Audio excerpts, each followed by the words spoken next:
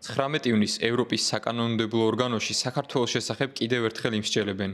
ევროპარლამენტარები მზია ამაღლობელისა და საქართველოში მედიის თავისუფლების შესახებ რეზოლუციის პროექტს საბოლოოდ უყრიან კენჭს. ერთი დღით ადრე კი 18 ივნისს ამავე საკითხებზე ვრცელი დებატები გაიმართა. დისკუსიის მთავარი თემა ავტორიტეტიანი გამოცემის დამფუძნებლის მზია ამაღლობელის საქმე იყო. ამ საკითხთან დაკავშირებით ევროკავშირის საკანონმდებლო ორგანოს სხვადასხვა ჯგუფის 7 რეზოლუციის პროექტი გამოქვეყნდა. აქედან 6 რეზოლუციაში მზია ამაღლობელის დაუყოვნებლივ გათავისუფლებას ითხოვენ. მზია ამაღლობელი პირველი და ერთადერთი ქართველი ქალი ჟურნალისტია, რომელიც პოლიტპატიმარია. ვიყავი საქართველოში მის ერთ-ერთ პროცესს დაავესწარი და შემიძლია გითხრათ, მისი შემთხვევა პირდაპირ თავდასხმაა პრესის თავისუფლებაზე. მზია ბრძოლის სიმბოლოა, რომელიც რეპრესიებისა და დაშინების მიუხედავად აგრძელებს დემოკრატიისა და ევროპული მომავლისთვის ბრძოლას. ის სამიზნეშია ამოღებული, ვინაიდან სიმართლის მხარეს დგას და უარს ამბობს გაჩუმებაზე. დღეს ასობით პოლიტპატიმარი, ოპოზიციონერი ლიდერები, აქტივისტები და სახელოვნებო სფეროს წარმომადგენლები დაპატიმრებული არიან სისტემის მიმართ წინააღმდეგობისთვის. სისტემის, რომელიც ძირს უთხრეს დემოკრატიას და რუსულ კონტროლს ამყარებს.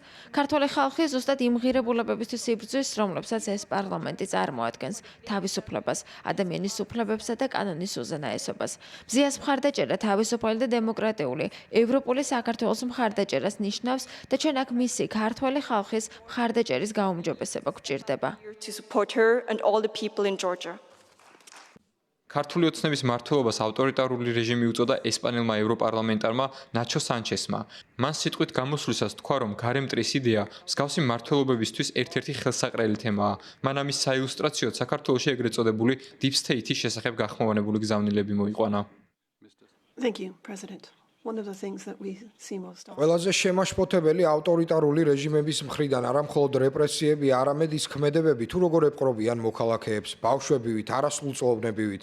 გარემტრის იდეა ავტორიტარული რეჟიმის ერთ-ერთი საყვარელი თემაა. ეს ბავშვური, ინფანტილური ზღაპარია, რაც საქართველოში deep state-ის სახელითაა ცნობილი. ყველაფერი, რაც მთავრობას აღიზიანებს, deep state-ია. ეს შეიძლება იყოს სტუდენტის პოსტი, ან შეიძლება იყოს ნებისმიერი განცხადება, რომელიც ამ დარბაზში კეთდება ქვეყნის შესახებ. მაგრამ ამ გამარტივებული ნარატივის შესაცვლელად ჩვენ უნდა უზრუნველყოთ პროფესიონალური, ნამდვილი ჟურნალისტიკა, რომელსაც ისეთი პროფესიონალები აკეთებენ, როგორიც მზია ამაღლობელია. ეს არის ერთადერთი გზა ავტორიტარული რეჟიმების ამ ფანტაზიების წინააღმდეგ საბრძოლველად. სწორედ ამიტომ იბრძვიან ისინი პრესის თავისუფლების წინააღმდეგ სასაცილო ზომებით. ზოგჯერ მაგალითად თუ ჟურნალისტები იყენებენ სიტყვებს არალეგიტიმური პარლამენტი, არალეგიტიმური მთავრობა, ოლიგარქიული მთავრობა, რეჟიმის პატიმრები ან რუსული რეჟიმი, ყველა ეს გამონათქვამი, ყველა ეს გამოხატულება შემდეგ ქვეყანაში იგრძალება.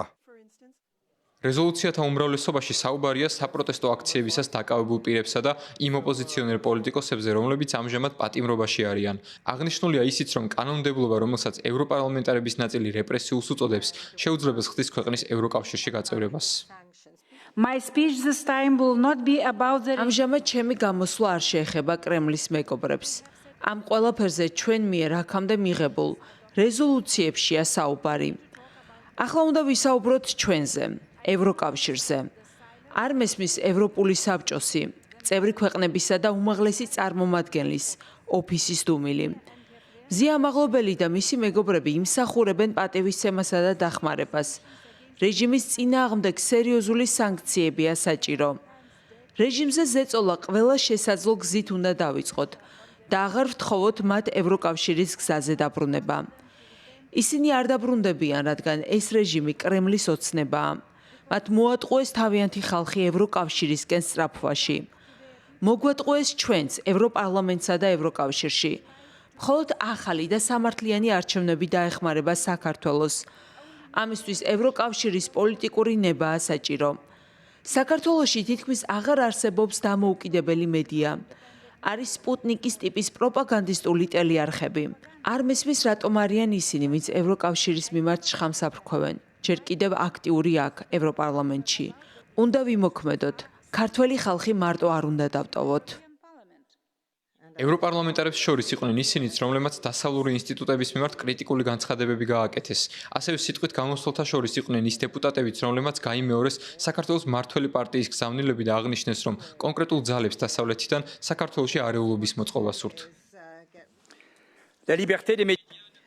freedom of the media doesn't. მედიის თავისუფლება არ ნიშნავს ზედმეტ-უფლებას და არც არის ალიბი უცხოური ჩარევისთვის. ქალბატონ მზია ამაღლობელს ასამართლებენ, რადგან 12 იანვარს მან საკუთარ ქვეყანაში პოლიციელს სილა გააწნა. მას განსჯიან ისინი, რომლებიც მის სასამართლო პროცესში მონაწილეობდნენ და მე ვფიქრობ, რომ აქ რასაც ვხედავთ, არის ევროკავშირის შეპყრობილობა საქართველოს მიმართ და ბრიუსელის ზიზღი ამ ხალხის უფლებებისა და სუვერენიტეტისადმი. მოდით ნათლად ვთქვათ, თქვენ გინდათ მოიშოროთ საქართველოს მთავრობა, გადააყირავოთ ისინი და ნებისმიერი საბაბი გამოგადგებათ. ერთ წელიწადზე ნაკლებ დროში ვნახეთ განმეორებითი ჩარევა. ჩარევის მსგავსი, რომელსაც ქართველები 12 წელზე მეტი ხნის განმავლობაში გადიოდნენ. ყავს არასამთავრობო ორგანიზაციები, რომლებიც გარე ინტერესების მიერ ფინანსდებიან და მათი იქ ყოფნის ერთადერთი მიზანი არის საქართველოს დესტაბილიზაცია. ქართველები ამას არასოდეს დაუჩოქებია. არც არასამთავრობო ორგანიზაციებს დაუმალავთ მთავრობის დესტაბილიზაციის სურვილი 1990-იანი წლებიდან.